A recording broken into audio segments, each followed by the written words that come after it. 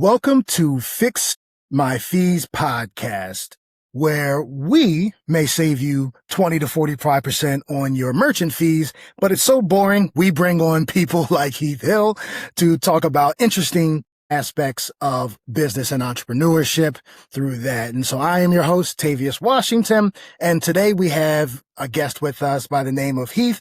Now, Heath is the CEO of Lime Media, and I actually was shocked when I went to his website. I feel like everybody should go there. It is really, really, really cool. Definitely different for what he's doing. I'm not going to spoil it, but I am going to give him a little mini plug just because the website itself is what really fascinated me. And that's lime-media.com, correct?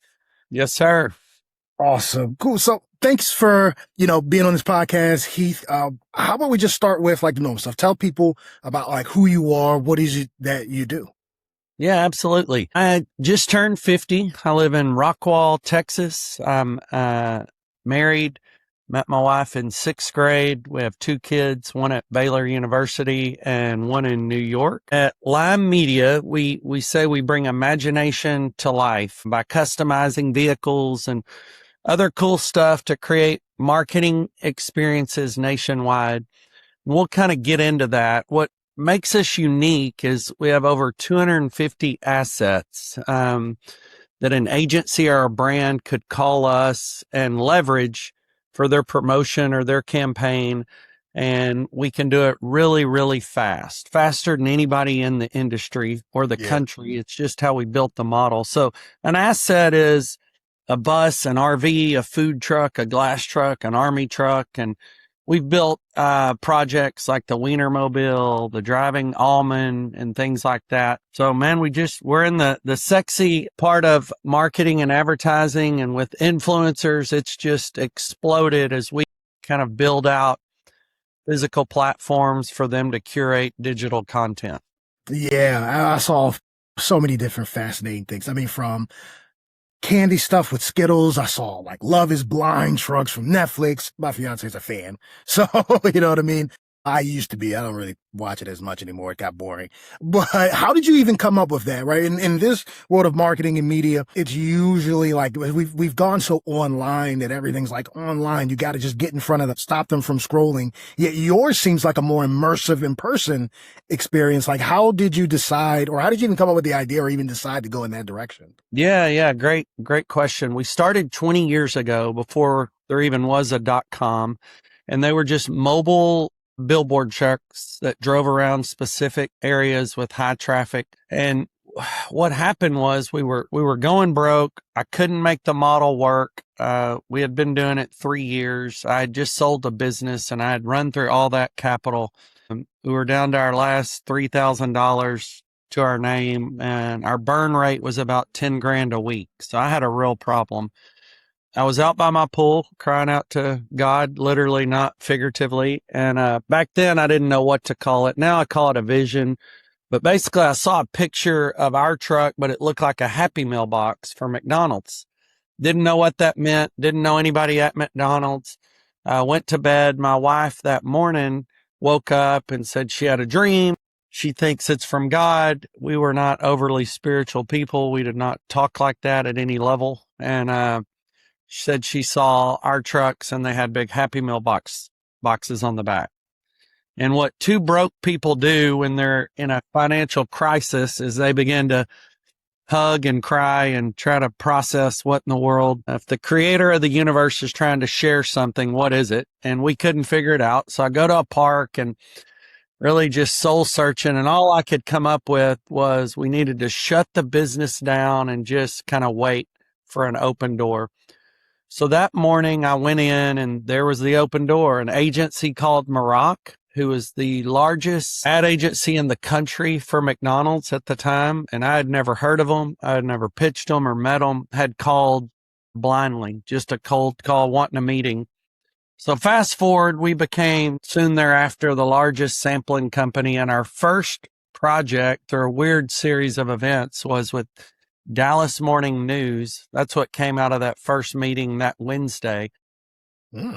and they were promoting dallasnews.com. So they were one of the very first .coms in the country. And we ran that program. It was a $100,000 project, and she prepaid me that Wednesday, 3 days after we had that dream and vision. And ever since then, we've been just growing 20 to 30% a year and just ebbing and flowing and pivoting as .coms became likes, which became all the other things. And now we'll put influencers on, and it's less consumer engagement. And it's more about the influencers then pushing that message really to their unique followers. Got it. I definitely like that. Yeah, like I said, when I saw it, and I'm so used to certain avenues, I mean, there's a lot of marketing agencies that are just really broad, and the way that you niched down and made it your own, I think that's awesome. But a lot of people do go through that, right? Where they're having the ups and downs, they are struggling, they don't know if that sign there. How did you, I know you said, you cried, but what recommendation would you have for someone who's going through some of the similar things? They're looking at their, their finances, and the payroll may not be made, or they're barely making it. How do you stay in tune and just push through that to get to where you are? Yeah. So I would tell you, I had a super encouraging wife, and I had to eliminate all the naysayers and negativity out of my life. And I had to do it violently. Some of those were family members. Some of those were friends. If you weren't rocket fuel, or if you weren't speaking life into me, I had to limit my time with you, because it feels like the whole world is caving in on you. And so if you're not spiritual, which I wasn't overly spiritual, you've got to get around some just positive thinking, positive talk. And I got fortunate that I made a spiritual connection along the way, and I was able to lean on that. But it's really getting your mindset right to literally push through and persevere. Got it. Nice. So what is it that you love? Like, what is the best part for you about your job and what you do? In such a unique field, I don't know necessarily, like, okay, well, first, what do you do day by day, like on a day-to-day business? And then what is like your favorite part of running your business? Yeah. So, and that's changed a lot over the years. We built out a retreat center kind of based off what Chick-fil-A did to really host nonprofits. I'm spending a lot of my time out there. But before that, I was really spending a lot of my time with my team. I've been kind of out of the experiential business now for several years, and it's my job to manage my team. It's their job to manage their team, and it's that team's job to build out cool stuff.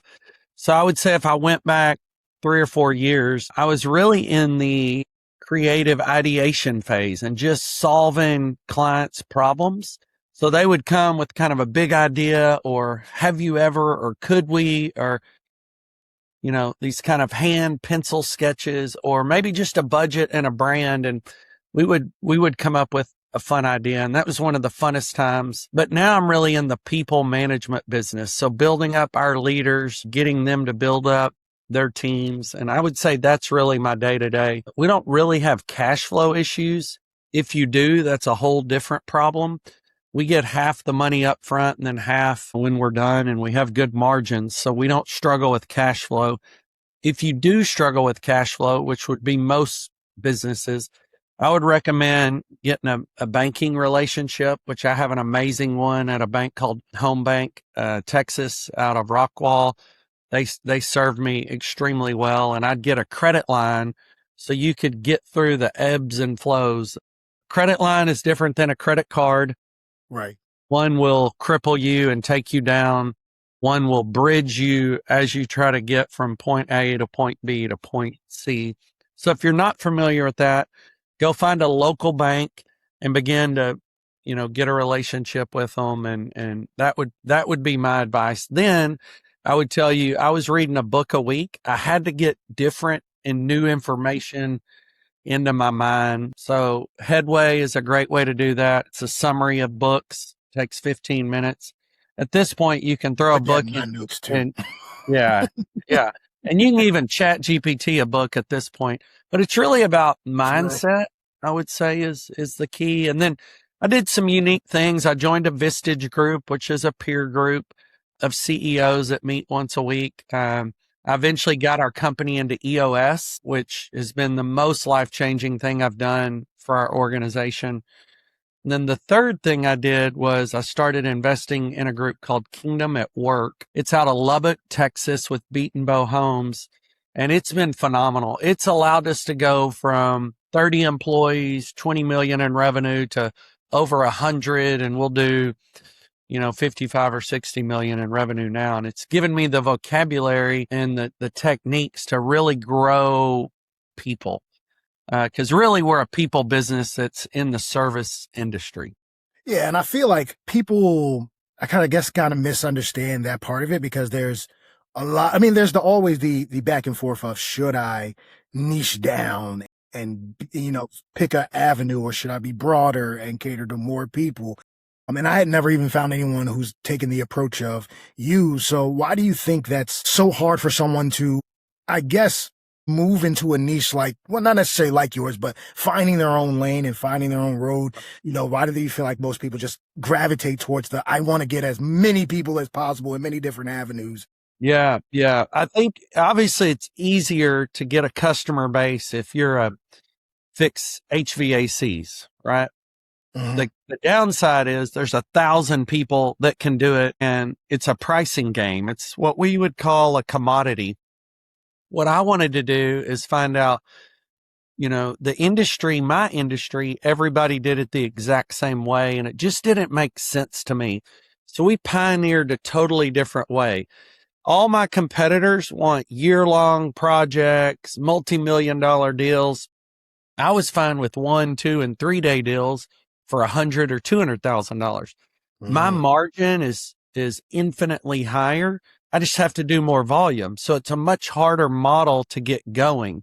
Once you're going, it's amazing because your revenue grows, your margin's high. So I would say it took me 10 years to push through instead of a couple years. So the payoff is much bigger on niche markets, but it's much more difficult to prove concept and build enough clientele, if that makes sense. So Right. that's why it's so challenging. So we've been doing it 20 years. We look like a overnight success, but we ate lots of beans and chili and hot dogs for a lot of years and didn't take a paycheck for the first 3 years, and then reinvested all of our profits for the first 10 years. Yeah, well, like when I saw your website, it did and seeing like your building and everything, you do seem so much more modernized that like you would think, wow, like this is a nice building, and maybe they've been up like 2, 3, maybe 5 years, and then you talk about like 20 years of being in the game. So what do you think people, like, as you've seen from the beginning till now, you have been in this and you have adapted and changed, as you said, where do you see the industry going in the next 20 years as you're starting to set up for the next phases?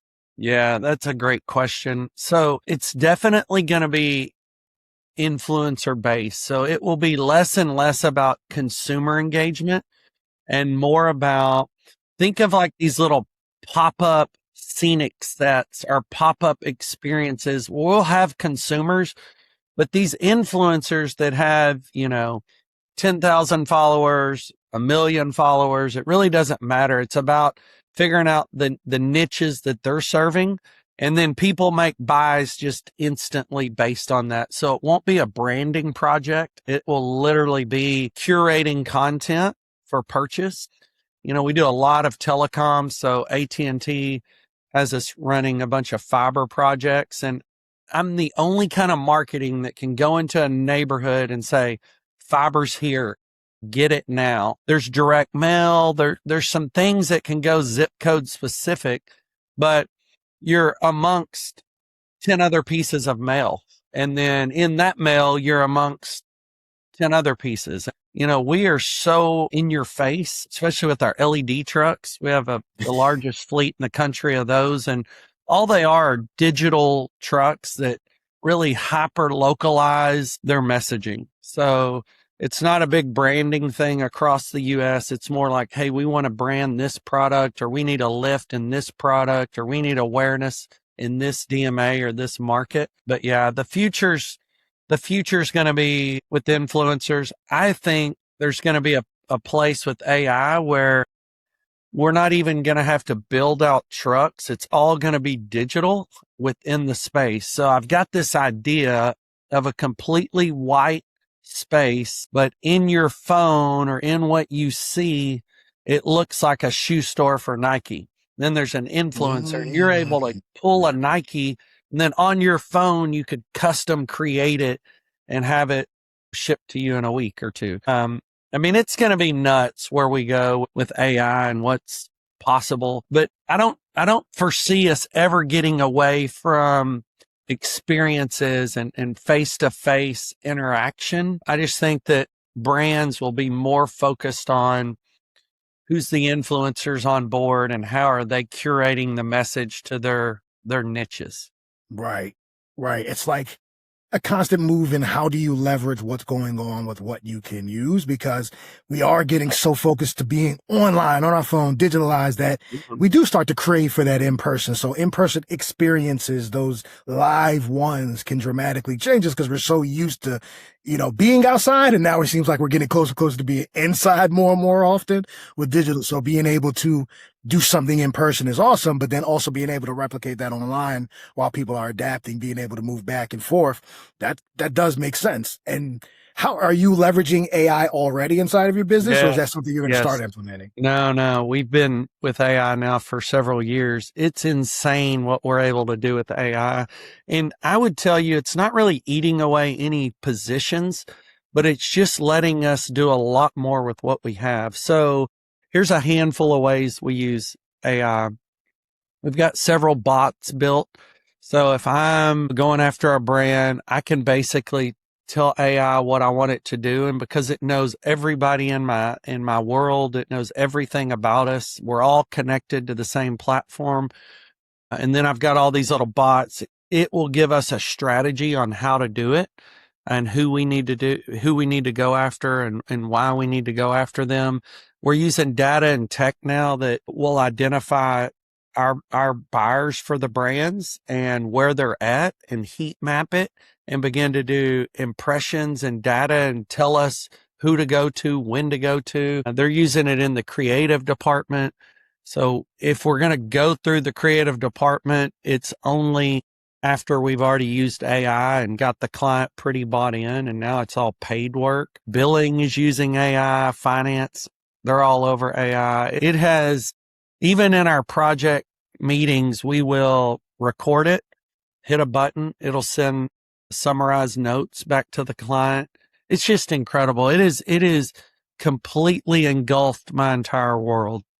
That's awesome. So you're already leveraging it. Are you more of a, and this is just, off topic, are you more of a typer to your AI, or do you talk to it?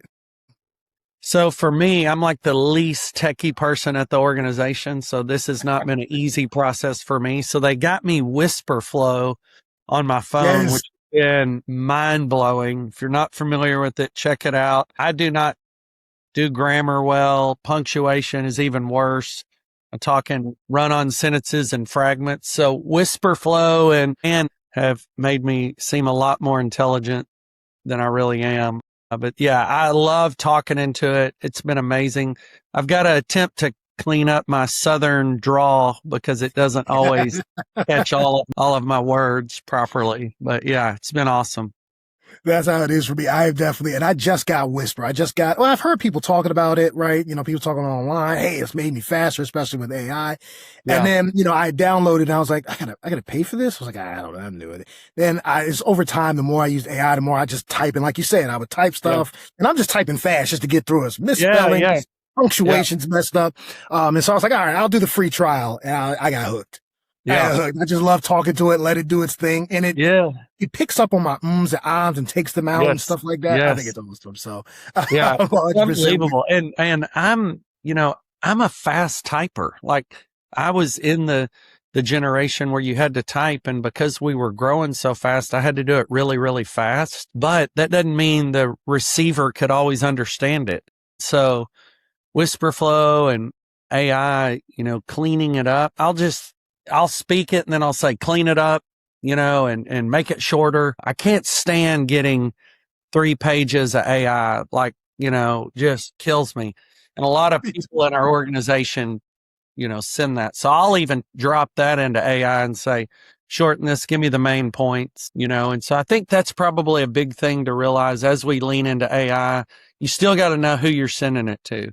Do they want all the details, or do they want the 10,000 feet, up in the air? And so that's been the biggest struggle, I think, internally with AI. Right.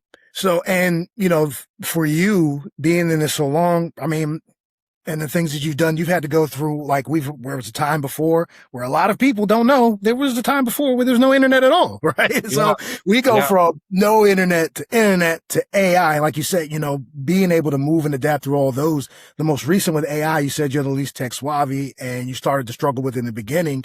There's a lot of people that are kind of in that same boat where they may want to do it or are averse to it, but they feel like it's just so overwhelming. I don't know where to get started. And they kind of retreat from it and go, I'm going to do this. I'm just going to keep doing the same thing and try to just do it better. What would you say to those people who are in the same boat as you, but you latched on and learned it versus them kind of like, I want to, but I'm scared? Yeah, I would say as lovingly as I can, don't be a fool. Only a fool would run from AI. Honestly, at this point, it's getting better and faster every single day. So I would say ask your kid, ask somebody young. It is so intuitive for them. They're putting me through some different classes. I mean, it's everywhere. And right now I'm using it at like 10% of its capability. The president of our company, he has created bots and he's been giving it so much data. What it spits out, like he can build a deck for a brand in literally seconds, not days. We just did one for Wendy's and for a client, and I was like, man, who all worked on this? He goes, oh, Grok did this with a couple of my bots in a couple minutes. And in 20 years, I've never seen a deck this amazing. I mean, it literally brought a tear to my eye. And the fact that he spent minutes on it was just mind blowing. But he's also got hours of getting his AI assimilated to Lime Media and the industry and in all the things we've done in the past. And so, like, at this point, his desktop knows the business better than I do because I have a memory and I don't always remember things. And it's just combing everybody and everything and doing it in nanoseconds. And so I would just say, hey, it is not going anywhere. I made some big investments in copper and silver because like they're going to be eating it up as they build these big AI plants. And so, it's real. It's here. So you just got to get over it. Yeah. Just start with the everyday. And for people who are getting into it and you're using it in business, one thing, like he said, that there's the president building the bots is a lot of it is based on data. And I think some people just go in and they're like, build this thing for me. And then it doesn't come out. And it's like, well, take the time, if it's in your business, take the time to just have a conversation with it. This is what my business is. This is what I do. This is who I target. The more you correct it, the better the outputs would be. And like you said, if your president's doing it all the time, after a while, it's like it already knows it's already been recorrected, right? Just like an airplane's wings, you get better and better until it remarginalizes and automatically does it. Then now he can put it in there and it's like, I know exactly what you're thinking and I know exactly what you want to do with this one and pull it out. And then you make some minor changes and you've cut down days, weeks, and for some people, months of work down to seconds and minutes, depending on how long it takes for the bot. So crazy. And we've got about 100 employees at our headquarters. And you got to think of those 100, there's 10 of them that like do this for fun, so it's really just finding those people that like, this is like their thing and then letting them fly and giving them stuff to help build stuff out and get everybody connected. Cause when everybody's using the same platform and you got to pay for that, but it gets smarter and smarter because you're getting all the different perspectives. So that's what AI is challenged with when it doesn't have any data on you is perspective, because we all have different perspectives. And so as it gets more perspectives, it's mind blowing. Hey, Heath, you're going to overtalk. You need to not do this, this, this. Hey, Bart, you're going to be, you know, you need to get focused on this, this. Andrew, you need to make sure on the data you say this. And so it's like coaching you. And when I read it, I'm like, this is insane. Like this is having the 10 best consultants in the world for free. Right. It is. And they may not agree, but having them there gives you so much more that you can Yes, utilize at that same time. exactly. Man, as you see, once we get the ball rolling on AI, I love talking AI, new tech, new ways, because we're just in an era where so many people are just doing so many different things that, sometimes we just need help, that extra brain, that extra thought, and being able to leverage AI as like a second brain is, absolutely amazing. So, but just to kind of like pivot from there, because I do feel like AI is something we could talk about forever, and that's awesome. But like, Heath, like, who are you outside of work, right? I love that. Like, you can hear the passion in your voice when you're talking about these different things, helping people, giving creative with their solutions. So I can see the person in you that loves helping people, helping their ideas and brands come to life, and being able to utilize that to their consumer base. But outside of that, who are you? Who's Heath? Yeah.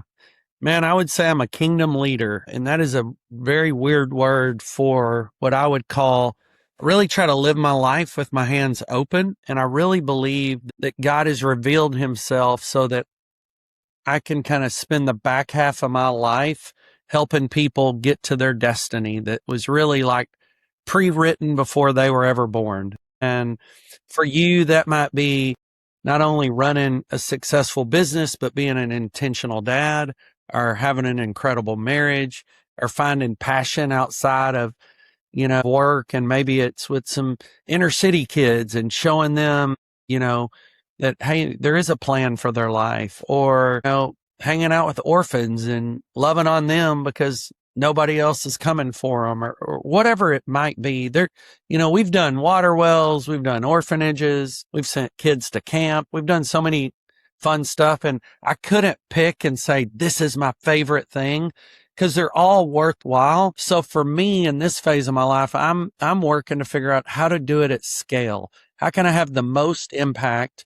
Although I do believe, the one person as important as the 1,000 people. So I'm trying to build margin in my life to be able to see somebody that's hurting. And if I can help solve it, I will. My wife and I have just kind of committed to this life. We want to be a part of something bigger than us. We want to leave a legacy. And I've heard it best said that, when I say the word legacy, I want to leave my kids, you know, money, or I want to leave them my house, and all those things are fine. And I'm not against any of them, but I want to help give them character and integrity and these things that we put in motion. And so in our family, we say, that my ceiling is their floor. And if we're recklessly obedient to the voice of God, that will happen.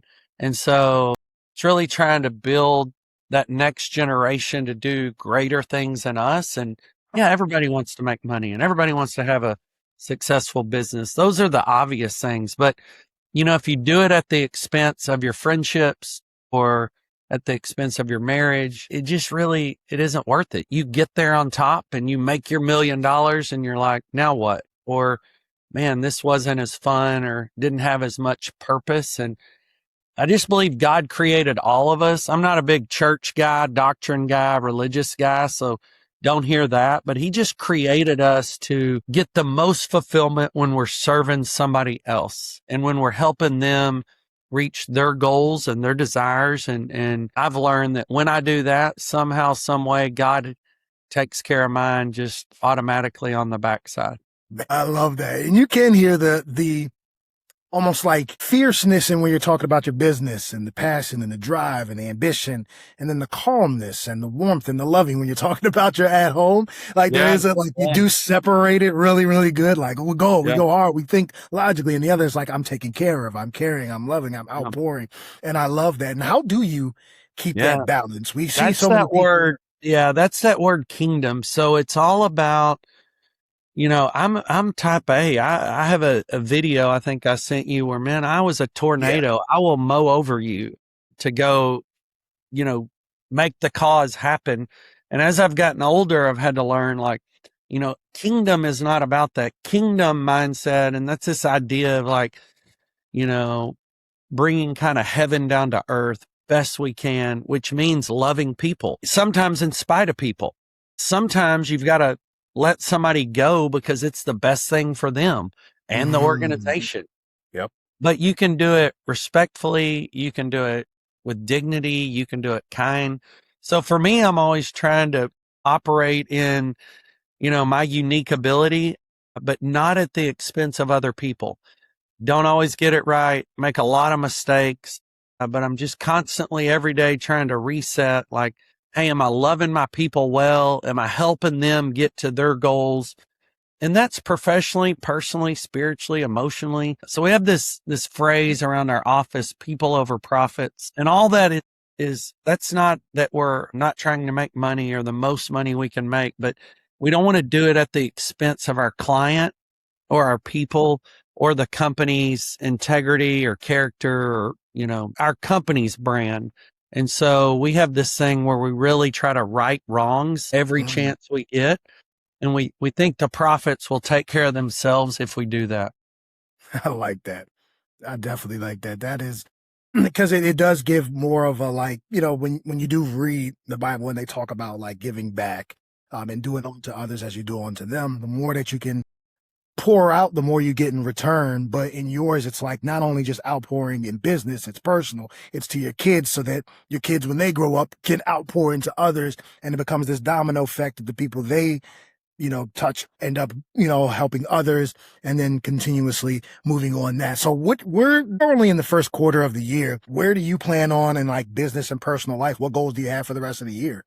Yeah. So we're building a big 32-room lodge at Oak Hills, which is our retreat center. So that's my definite focus.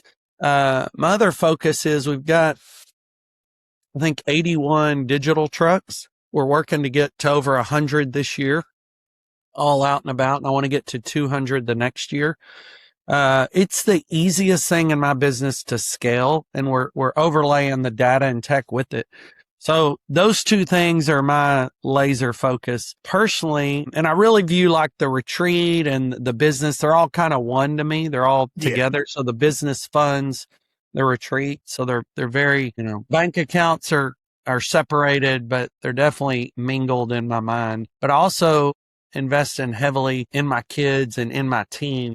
I love the concept of hearing from God and this concept that we can go to the creator of the universe and get divine direction in our business, in our marriages, in our life. And so I spend a lot of time with my kids and their friends and my leaders, really just helping them figure out how to do that in their own life because it is a very foreign concept. Mention that to people, they sometimes look at me like I have two heads, Hmm.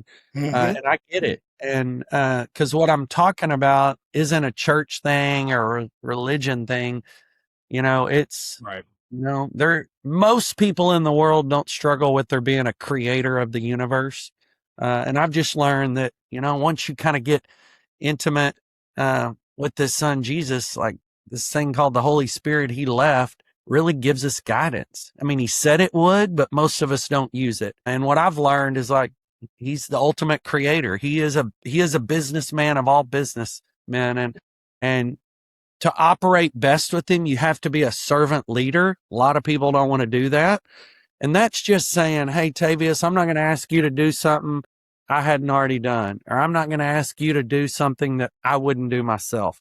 So I'm not just giving you the dirty work or the grunt work, but we're co-laboring together for a bigger cause and to serve our clients. And we say we like to give our client more value than they pay for.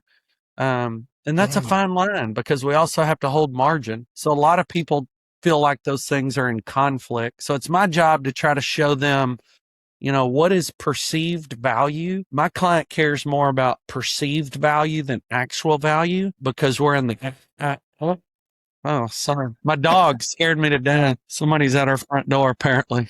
That's fine.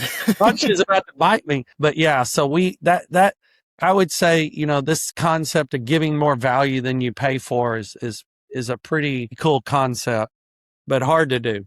Yeah. And then I know do you have any challenges that you're expecting? Going from different levels, especially with the growth that you're planning on, there are some challenges. Do you expect some challenges and how do you plan on addressing those?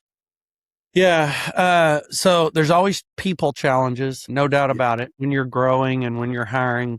And so my goal is to just do the best we can do for people. So whether they're with us, a month, a year, or 10 years, I want them to be better from knowing us than when they came. That would be my North Star. That would mean we're doing well. And again, if we keep doing that, profits will follow. So I would say that's my focus. And it's really getting our emerging leaders at a higher level and empowering them to make some mistakes and make some decisions. And so to do that, I've got to get my team, doing that. And so that we can do it at some kind of scale.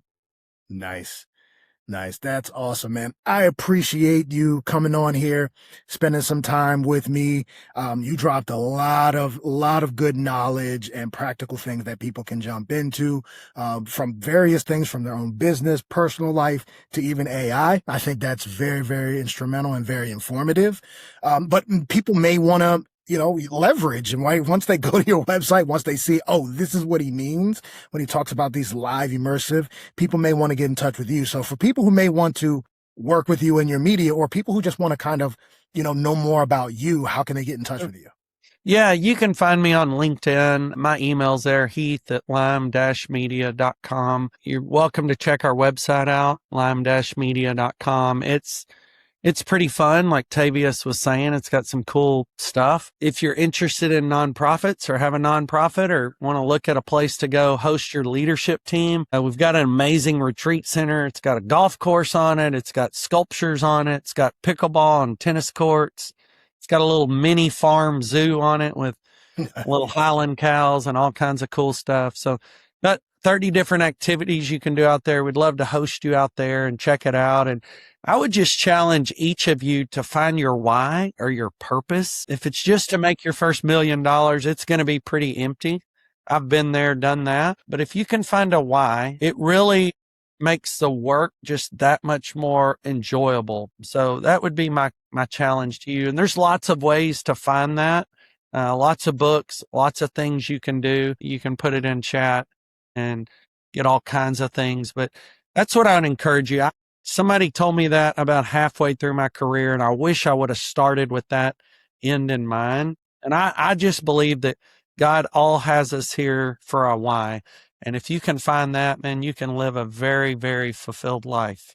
I think it's awesome. So I think anybody who has a business should be reaching out about the True Retreat. I'm going to reach out about it, but I think that's an awesome end to this. So thank you so much again for coming on here, spending this time with me, teaching everyone. Thank you again for, just joining my podcast. Yeah, enjoyed it, Tavious. Best of luck to you and blessings over you and your family. Thank you so much. And to anybody reaching out, again, lime-media.com. Reach out to them. If you want to be a guest, if you feel like you have a unique take, or you are successful like Heath and you want to be on the podcast, reach out to me at Tavious@fixmyfees.com. Other than that, have an amazing day, everyone.